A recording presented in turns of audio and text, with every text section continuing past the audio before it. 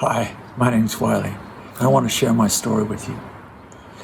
The story actually starts before I was born, because I was an unwanted child by my father, and he wanted me to be aborted. But my mother chose to have me, and so here I am telling you my story. Their marriage ended in a divorce when I was very young, and my mom, with my two older brothers, moved to a small mountain town in Colorado. I was largely self-raised because my mom was working all the time, supporting us three boys. And as a single mother, she did the best she could, but we were pretty wild. We were rebellious, and I was the worst of the three. I ran around, and I was smoking at a very early age and carrying on a lot, which led to years and years of rebellious and wild living. My wild living included using a lot of drugs and even selling drugs from my parents' house. At 23, I had an Australian girlfriend, and she had given her life to Jesus. And while living in Australia with her, she invited me to church one Sunday. It was Easter Sunday, and even though I wasn't raised as a Christian, I decided to go along with her.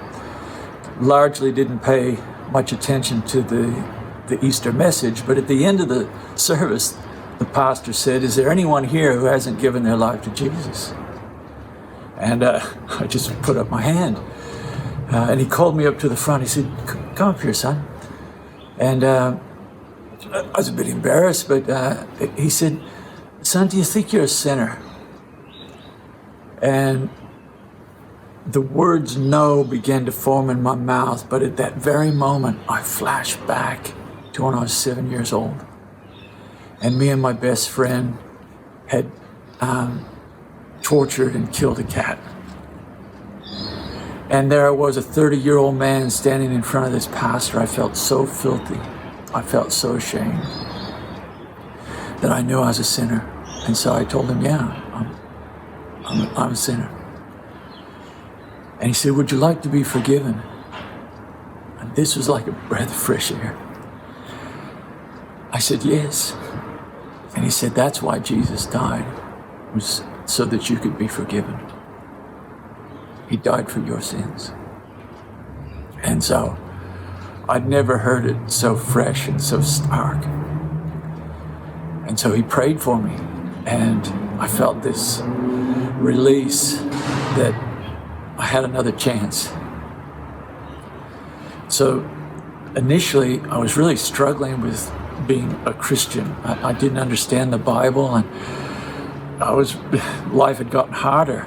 I was still smoking dope every day, and I remember one day in my study, I was rolling up my morning joint, and I had it just about ready to light. And inside of me, I heard this very soft voice say, "If you light that up, you won't be able to hear me." And I put the joint down. And after 18 years of being addicted to every drug, I was instantly free. So my life continued with Jesus. 9 months later, I was baptized.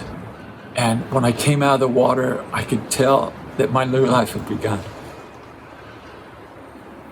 Colors were brighter. I had a new language out of my lips. And I knew that this life with Christ was real. So since then, my life has been on a trajectory up. I've had some really dark times with God. I've gone through divorce. I've gone through years of family court, fighting to see my children. I've had suicidal thoughts. I've been depressed. I've been anxious. But God has been with me through all. So I want to tell you that Jesus is a way of redemption. And that means an exchange of the old life for a new life.